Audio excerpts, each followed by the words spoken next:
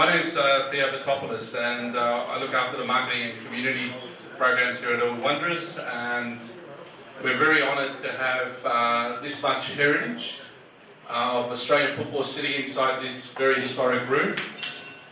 This club has been here since the 1910s. Some of the photos prove it. We've got artefacts.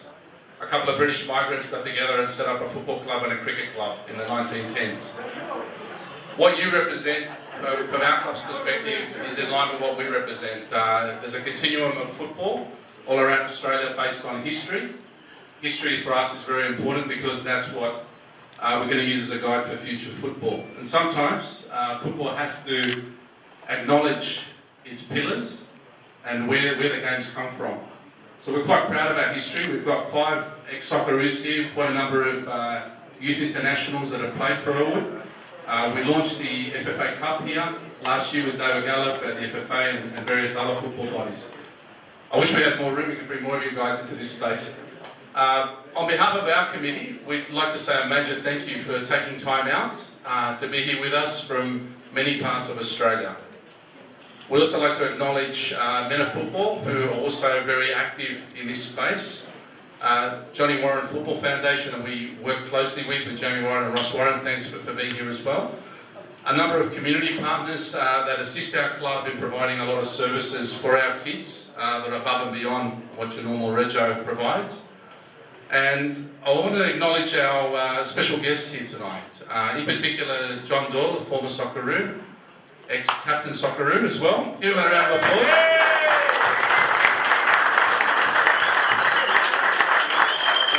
I'd also like to introduce one of the quietest men in Australian football, Roger Sleeman. Probably one of Australia's most formidable historical writers of football. Yeah, I think he knows most of you guys personally, so hopefully he's not going to talk about some of your stories on your football trips, because there might be some colour in that, and you won't be interviewed personally on each of those trips, but if you want to share some with our committee and some of the people here, we're quite open to that. No one has to know. But we're always open for a couple of stories. Main thing is that you guys are here tonight to share some of your experiences, and John's going to share some of his experience around the Tim Cahill story. But before we do that, I just wanted to bring up our president, Louis Aciticano, just to say a thank you for your attendance tonight. Theo, you caught me by surprise. I didn't expect to say anything, but while I am here, I do sincerely thank all of you for coming here, because you know, a room such of well, you could say legends in Australian football doesn't come around every day, and we are honoured here to have you all guys here. So I hope you have something to eat, you had a good time, and maybe it'll be a memory for the future for you guys as well. So not much of a words man, so I thank you all once again. And well, that's it. Thanks, Luke. The first thing is obvious thanks to this club. This club has just done amazing things with this function tonight. They did the same in April last year for the FFA Cup when we had the distinguished or otherwise dignitaries from the FFA. But anyway, I'd like you to just show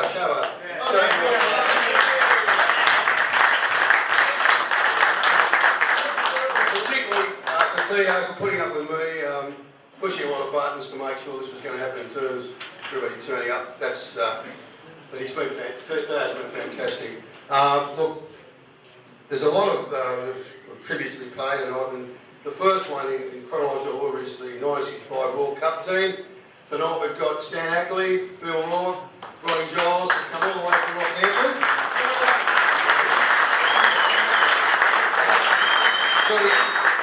John Watkins, Roy Blitz, who I learnt how to use both sides of my body from. One of the greatest two-footed players I ever saw. And yet we still have players playing. Well, it wasn't meant to be that way, but amazingly, we have so many professional players in Australia who can't use both sides and both feet. And also Lee Shaunton, the captain of 1965 team.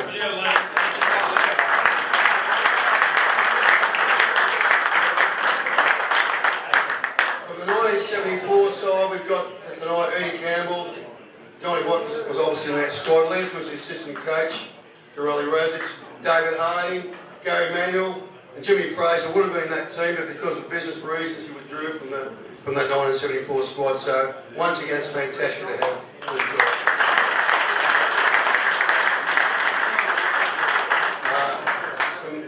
Three other, well, there are only two players from the 1981 World Youth side and the 19 side which beat Argentina. It was the first time we beat a world champion, the reigning world champions, Argentina, and we made the quarterfinals.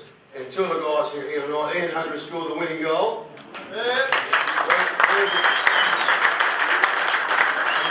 Mark Kusas also was won the golden boot in that competition.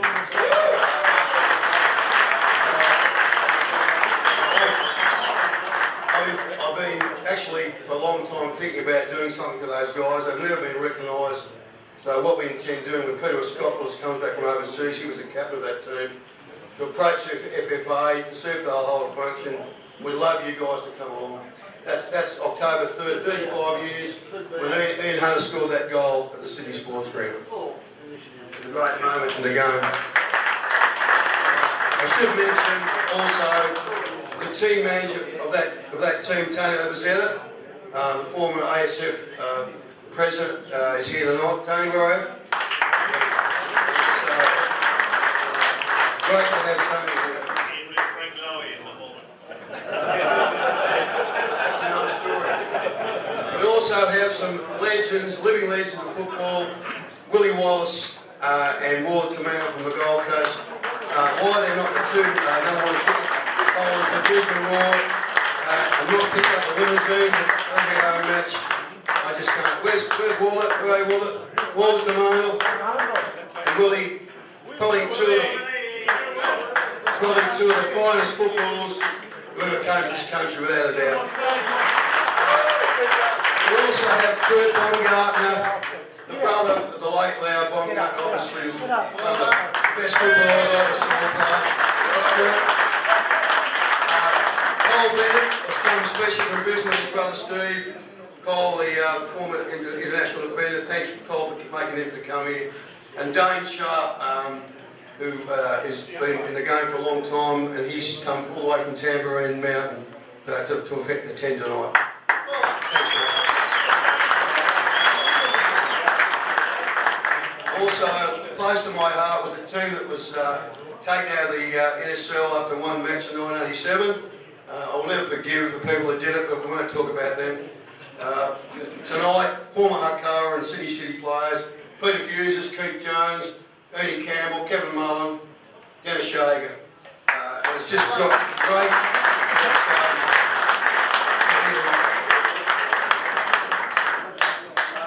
We'd like to thank Men of Football, particularly Neil Endicott and Brett Gemmell. We first discussed this night about, was it October? Thereabouts?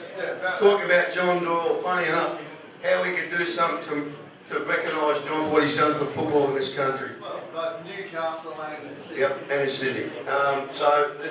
When Tim Cahill's book came out, you know about this, I told all you guys on the phone that Timmy, right for the book, was talking about John, and it was amazing. So that was a good reason to honour John, because the greatest footballer we've ever produced in this country, or the most successful player, that paid homage to his coach.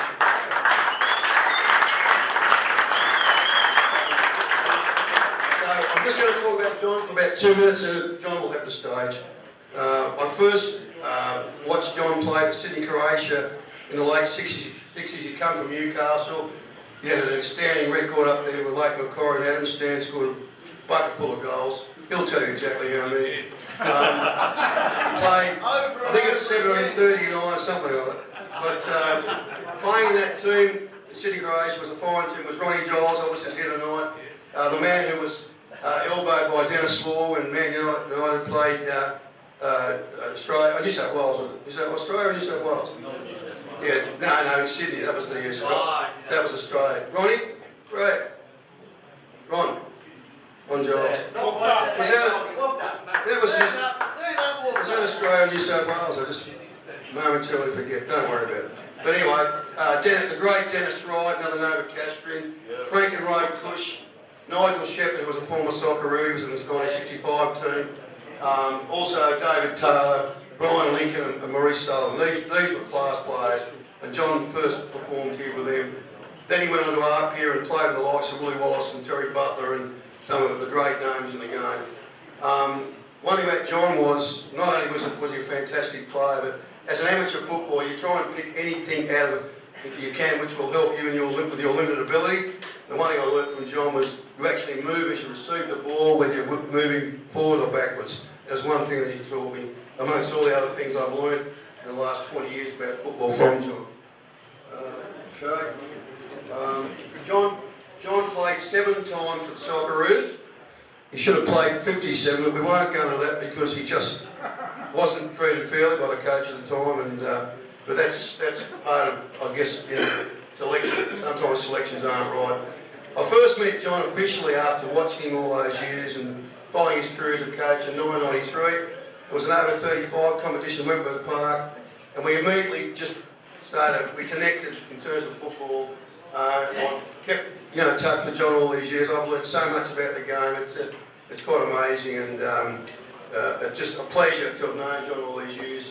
The bottom line is he really, as Tim has portrayed in the book, he was a major influence on Tim's development, and it's just fantastic that Tim has come out in the book and praised John. There was one whole, I think I told you guys, the Daily Telegraph ran a double-page story when Tim's book came out.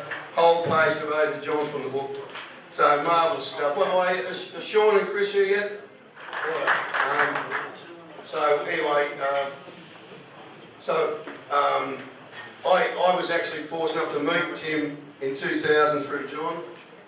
Tim was at Millwall then, doing very well. He was about to be signed by Aston Villa and had the privilege. I did the first major interview with Tim in Australia. All the rest they've known him for years. On the first one, I did the major interview, and it was fantastic. You just knew that Tim was going to make the big time. John has produced over 45, 50 players who have played overseas. A lot of local players that learned from John. Joel Griffiths, Jim Patikas, Alex Bandalo, Tony Dacos, Elias Ujarinos. These guys, class players, and John was responsible for their development. He also was involved to a large extent with the development of Chris Akinamides, the boys playing at Lazio now. One thing that I'm just going to, in his own career, John being a fine player, and a lot of people don't know this, in 1969 he went for trials with Arsenal in England, and Don Howe was the coach at the time, and he wanted to sign John, but Newcastle Club Adamstown prevented that from happening, which is pretty tragic because John could have done anything if that situation hadn't taken place.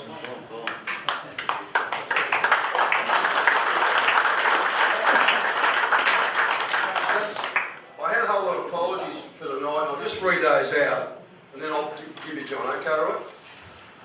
It's only fair. Peter Brogan, John McKee, Brian Smith, Marshall Soap would have been here, believe it or not, he would have been here. You know, he never turned up very much. He would have, I promise you. He was supposed to come out last weekend. No, Simon Colosimo and Bo Bush from the PFA, Tony Pisano, Dave Fitzharris, Larry Armitage, Tommy McCullough, Alex Tobin. They were the ones who I had to mention. And just one final thing before I give you over to John. There's a man here tonight who deserves great commendation. On the 25th of January, I received a text message at about 25 past 4 now, 25 past 4, 5 o'clock, from Stephen Kamars, who is well known to you. He sent an SMS, he said, guess who the fool is who came out to Earlwood Oval this afternoon 1 month early. Stephen is here tonight.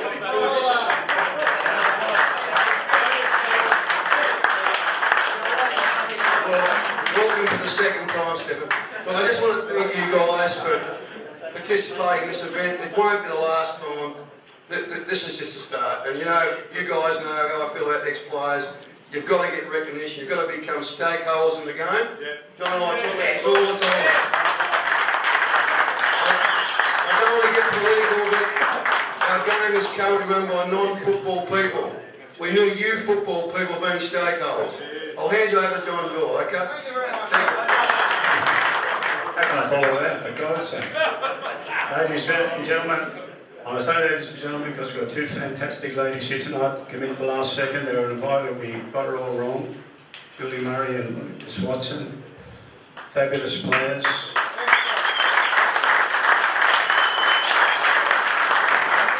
International, Julie's international, unbelievable. And Julie was in that team that actually beat Brazil for the first time 15 years ago. No one ever thinks about it. Oh, we beat Brazil. Yes, they did. Janine Reddy to score the goal from the right wing position.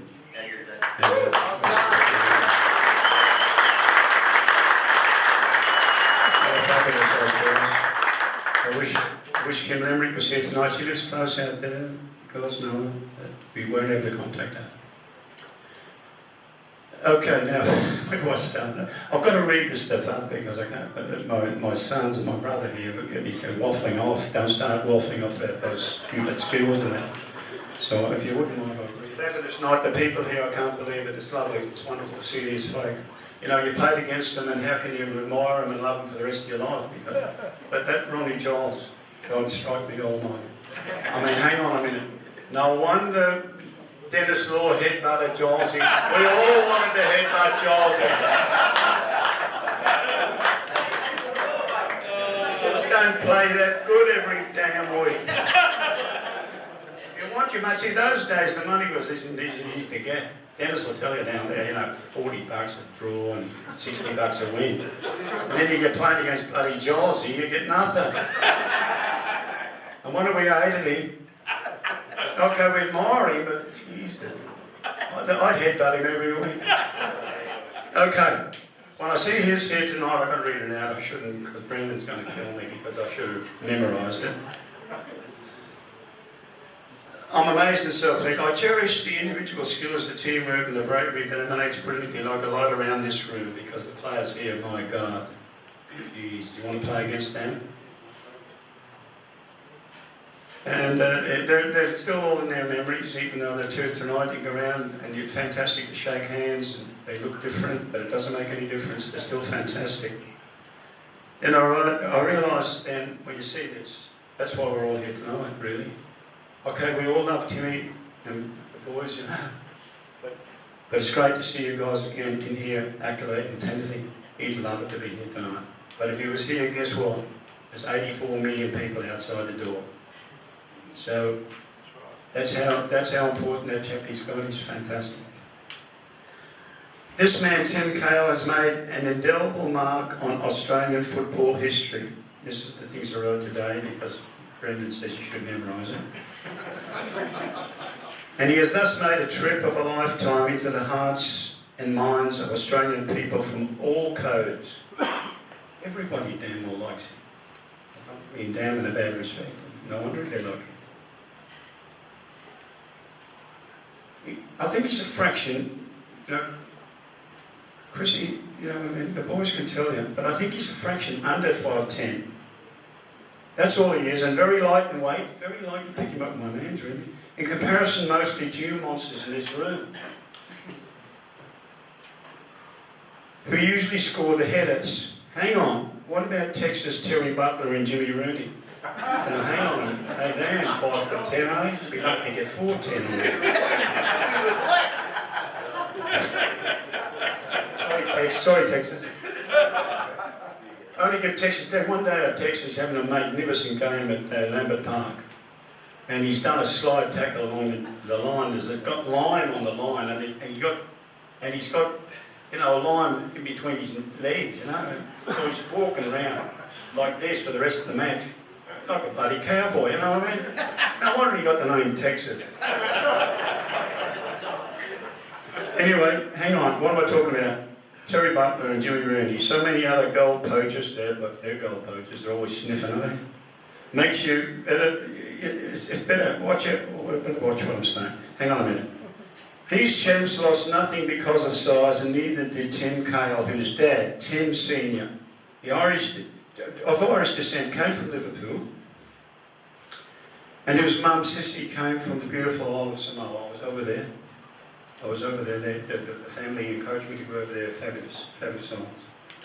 Tim Cahill, he did it his way and became the king, the Elvis of Australian soccer and the darling of Everton. You know that, he's still loved over there. It's a wonder they let him go. My greatest hero was Ali, Muhammad Ali, you know, he still is, you know. I love soccer players as well, but how can you not love Ali, you know? In recent times, showing his tenacity to keep fighting forever. He's not going to give up, this boy. Not Tim Cahill. He was going to fight on forever like Ali did, like you nearly went too far. The jumping and checking box poacher, because that's who he was a box poacher, he's a gun, he suddenly became, halfway through his training, he suddenly became an attacking player. He loved it. Just these things developed in him. Boys could tell it. And he became a poacher, which he's fantastic at. Sneaking to different positions, or shooting cells. The jumping and checking in the box, he checks all day. Now, you know what a check is? Just a change of direction. So if he wants the ball, he'll go that way and that's suddenly check. A lot of the big players here, they know that, but the average spectator don't know what he's doing. He will send you on the wrong run, the first one, and then check the second one, or he might do a rotation run.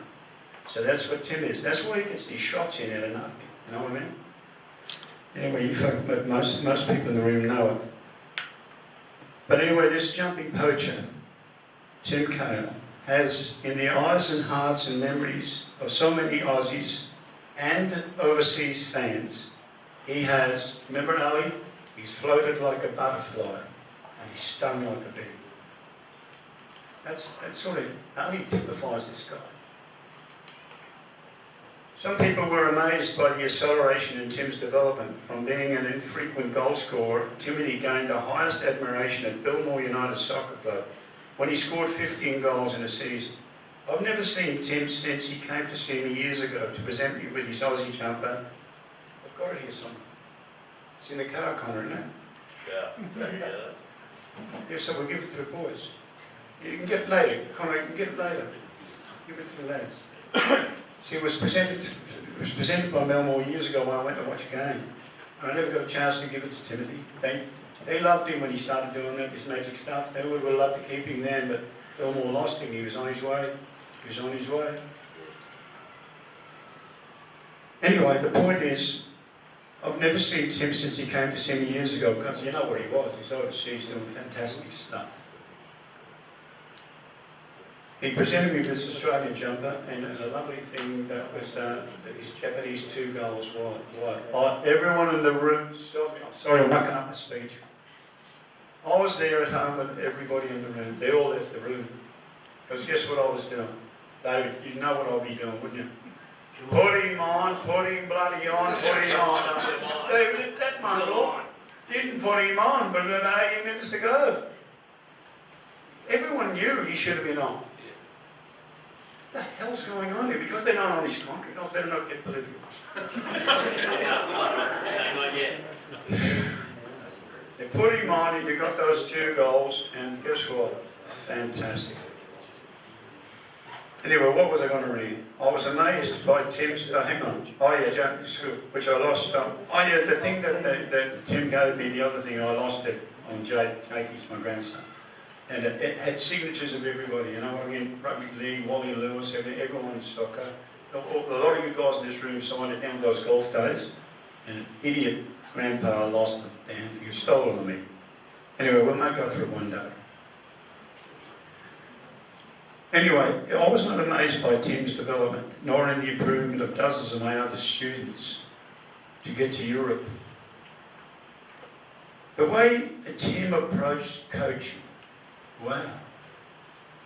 With such a keenness and enthusiasm, showed his hunger for football. He suddenly listened to every word. And I know something else the boys will tell you, I'm only guessing, that on the way home, Tim Senior was always there, watching there, close by, the boys were there. And they would be discussing on the way home, what did Doyle say, what are we doing? And then they'd be discussing it at dinner. I sort of know the Cahill family. That's the way the Samoan folk stick together. And that's the way the family stick together. If one guy's got an interest, the rest of them got an interest that way. The individuality don't count for their family. Everyone backs one another up. And you can guess what was going on in the car on the way home. No, Doyle said this, no, it was that, no, it was this, no, it was that. And that reinforcement of improving one another's confidence, wow. Because Tim just changed. He suddenly became, what should I say, wait a minute, wait till I get them all in. The way he approached the coaching with such keenness and to show his hunger for football capability. But I'm going to show you he's going to go in a certain direction in a minute. The new mysterious terminology never stopped because my terminology is frightening. Some people in this room know what the hell's Doyle talking about. What's he dropping in on a side screen? What the hell's that? What's going over the wrong shoulder? What the hell's that rubbish? Because some of the terminology I had to make up, I had to make it up. Okay? So he attached to learn terminology. He would attack the terminology. He would learn the words, the ideas, and he'd rehearse over and over again new skills and the possible variants associated with the modification of each skill. And what have I lost? I've done that page now. I was supposed to be reading it. Reading and see that, I'm sorry. And then I have to read it out. Forgive me for reading it out. You see, they've got to say it. It's my youngest stack, but it's so big. Hey, well, I'll tell you in a minute. Oh, I'll tell you in a minute. At one stage when you get to the heading, I recruited him down so as Tim had to jump against him. I'll get to that in a minute. Okay, I shouldn't say it this early, because I look like I'm an idiot.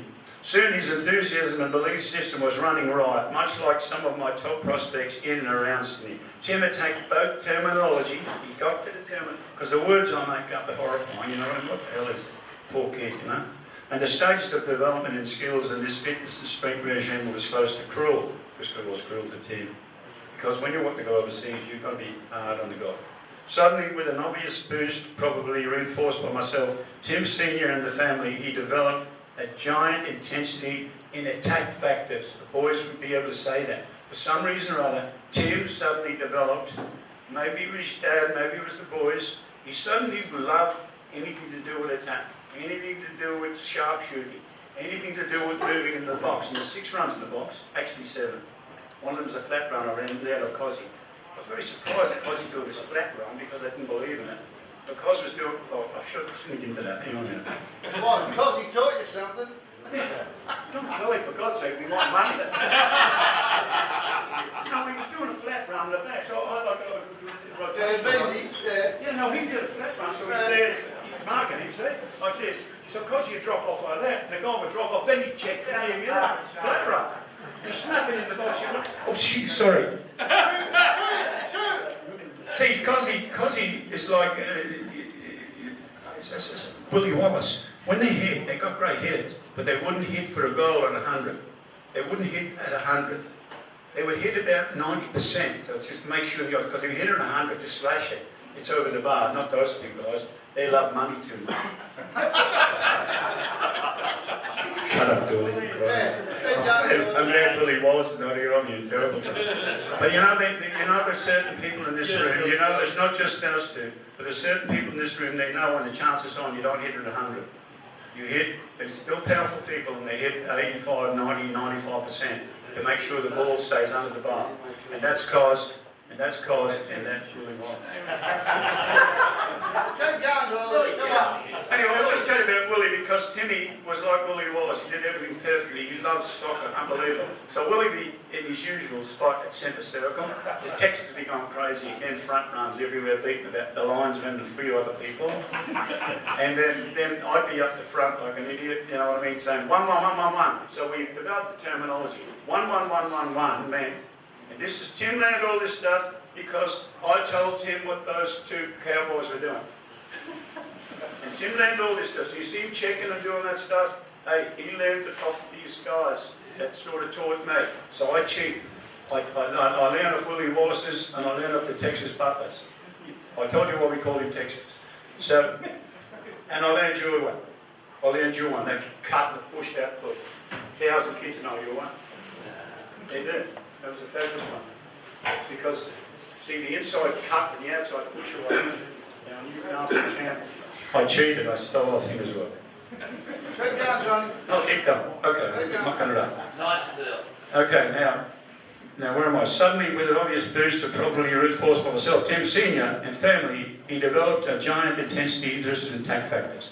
Certain propensities in Tim's development displayed unusual capability. He could jump in the air, fly up in the air, unbelievable. And his success in aerial work and snap kicking, he loved this. And when you saw what he's like. He snap kicks it, he bends at the end, he bends it there, he just loves it. He hits only at 80. He does what Texas does, he does what Willie Wallace does. He don't hit it at 100. He's too much into percentages. He's dropped volleys. Come on, he's dropped volleys, and we made him do it 1,000 times. He had to pronate his foot over. Hey, by the way, you see that last drop Philly in that World Cup? You see what he did with his right hand? See, that's this tank stuff. That big guy that was trying to close him down, and remember, he's pronated his left foot over, and he's hit that volley, and it's dropped over, and that was the best goal of the World Cup. You see what he did? The big guy was coming in, no one saw it. Now watch it, go back over it, you see what he does. He drops his tank in, and he holds the big guy off that's twice his size. That's tanking, it's called tanking. So you have to drop that and still hit that. That goal was more than what you think. That goal was holding that big guy up, and he was in playing distance touching him. And that's got to do with the kinesiology of using your strength. You've got to drop in on side screens. Drop in on side screens. You've got to use your arm. People running in soccer, the kids, I can't stand it. They can't be running with their hands on the side. They can't. You can't be running. You've got to be running all the time here. And if you run with your hands by your side, you do a push-up with all the half push-up. The kids ask me, what's half a push-up? You do it again, you get a full push-up. What am I? Brenda's going to kill me. I'm getting off the subject. It became obvious that these directions were only favourable to Tim. Like any attack direction was favourable to Tim. But to all of us who witnessed his remarkable development along these lines, boys, you know I'm going off the subject, forgive me. If Tim was here, he'd bash me. Further cruelty followed for Tim. You asked Dad. Because he now knows where he's headed. So suddenly a new argument came in. There wasn't going to be Belmore anymore. Tim was headed. So the young enthusiast, he did not complain about the schedule and its content. He was doing high rep doggies. Doggies are hard. And squat jumps. Well, squat jumps, he's doing half squat jumps. And when we talk about squat jumps, he's doing 60, 10 push-ups, 60, and we made it more difficult for him. So Tim Cahill was a very fit man. Very fit man when he went over there first with Doyle. And he was certainly fit with the lovely coaching he got at Everton. He was doing high rep doggies and squat jumps, which graduated to squat jumps followed immediately by doggies and jumping against walls. First of all, we had to jump against stuff at the chalk, so we had to go up there and jump at the chalk. But then he had to jump against the walls. Not the walls, but the doors at the And when you jump and hit, your arms swell up. See the bone come up here? You've got to get that bone in. So if you get long enough, back. You develop the attitude that becomes an assistant to you, particularly when you drop into it. And if someone's coming at you from behind, you cut in like that, you just drop down. It looks like you're looking for balance, but in actual fact, you are securing your area. You can't play that arm story. I love it. I love it, baby. You can't play without arms. So you can't be armless. Okay, so I'm off the subject every minute. He was doing high rep anyway. Now, I'll get a more difficult company. So I imported my son, who's over there, Brendan. I think he's about 6'9" or something. So I had Tim jumping against him from area. Tim's half his style. You've got to do that. You've got to be a mongrel dog of a coach. So that's the way you do it. A difficulty for Tim ensued. I solved it. Okay, so you can't go around. You can't push some of you big guys around like that because you're going to get too clever. You're going to be bumping. You're going to take over his team. See, what always happens is you know somebody's a jumper, and you jump it against Cole Bennett. So he's going to go bomb and crash it. So you've got to be able to compensate against him. You've got to be able to compensate for that. So firstly, what happens is you've got to learn to be able to bump against these folk, including Brendan, Cole Bennett, all these great defenders. And so what you do is you learn to jump out of cylinder. Now, Brendan's told me not to say this stuff, but I've got to say it. Because Cahill jumps all day out of cylinder. If the ball is up there, he's jumping about half a yard further that way. He's not jumping up at the ball. He's jumping up away from the ball. His arms are up. He's hitting that, and then his arms are pressing down against the gentleman's shoulders accidentally, pressing down on that. So in other words, he hangs against the guy, and that's his hang time. That's his hang time. Now, there's another factor. I'll wait to the end and ask me something about it. It's a kinesiology factor. That if you lift your arms just momentarily before your hamstrings work, if you lift your arms, you can check it on your own.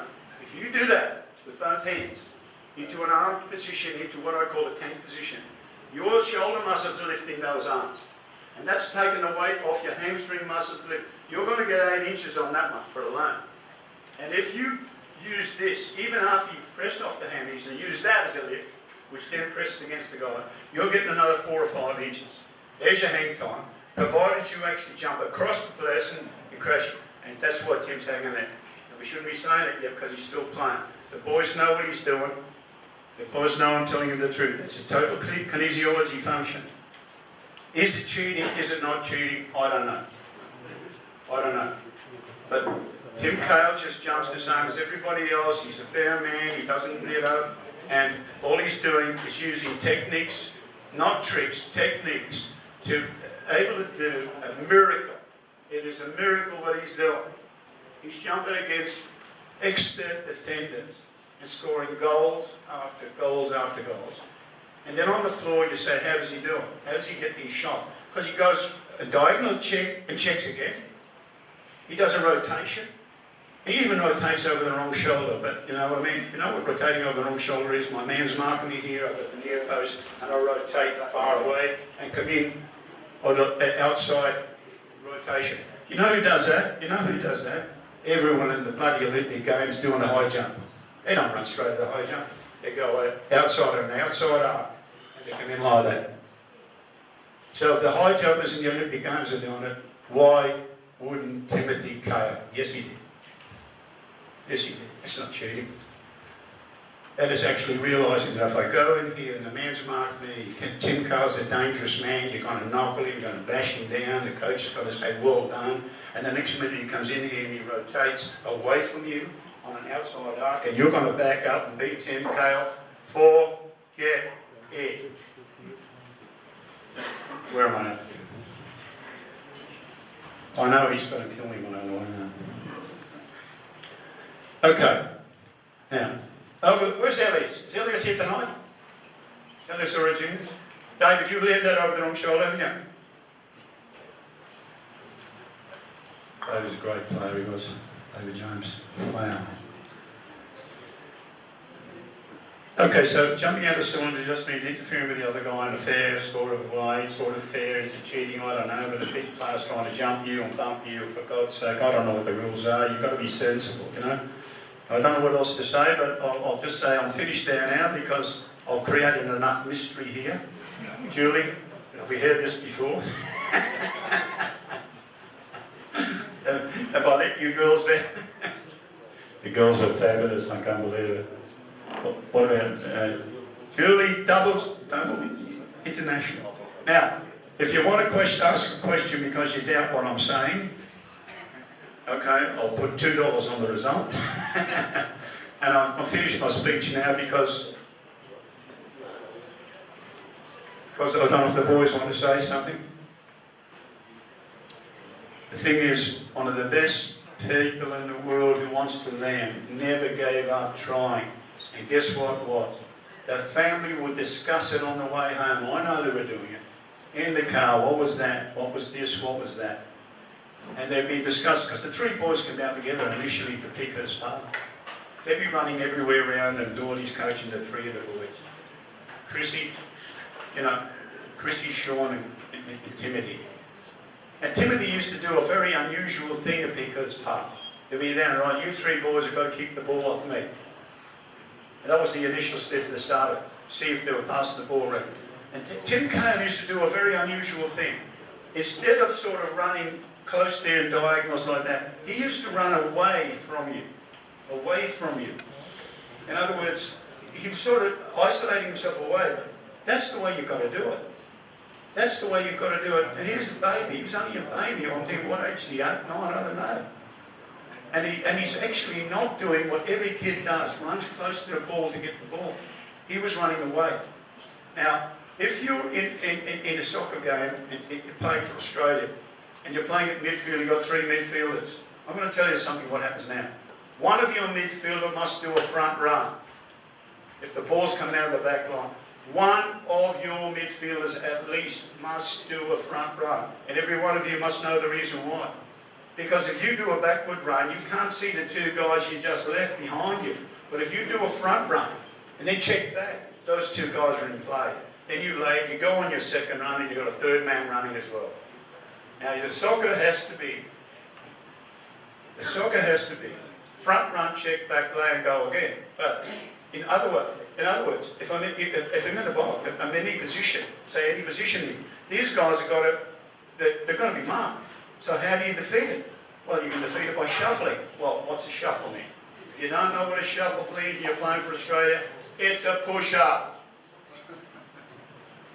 And if the coach don't know it, it's 2. You've got to be able to shuffle. And you can shuffle in different ways. This man takes the front, checks over there, and he checks his position. Immediately he checks his position, the player's chasing, and immediately he's going to a new position because he just emptied it. That's called shuffling, like you're shuffling cards. Well, what's that? That's very difficult, Doyle. It's very difficult to understand, like you've got the IQ just above a pumpkin. Well, we're not doing it. They're doing it in Europe, and we're not doing it in the Stormy Dead. We've got fantastic players. We've had fantastic players before. Some of the players in here, they give the modern player, even though we love them, they give the modern player a terrible time. I'm not trying to be political now, but I'll tell you, some of the people in this room, my God, you don't want to play against them. Particularly when one of them is headbutting Dennis Law. Now he can. See you later, Doug. Thank you very much. Publishers gave us 2 books. Really appreciate that. So I'm just going to read an email from Craig Johnson, who would have loved to have been here tonight. He just wrote from Argentina. Thanks for the email and guest list. It sounds like, I said it guest list, it sounds like it will be a big night. I'm very sorry I couldn't make it. I'm in deepest darks, Argentina at the moment. I still haven't made it back to Orlando, that's where he lives these days, while touring the world, after 3 months of travel. I hope all is well with you and the night brings all that you hope it brings. Football for the right reasons. A lot of good memories of the good old days, a lot of laughs, and the hope of some honesty and integrity going forward. Keep me posted. All the Georgie best, Craig Johnson. Just going to draw 2 lucky names out.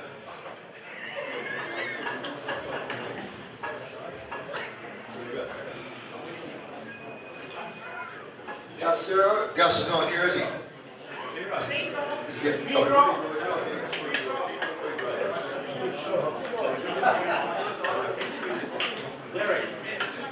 Derek Lang, is it? Derek Lang, come and get a book, Derek.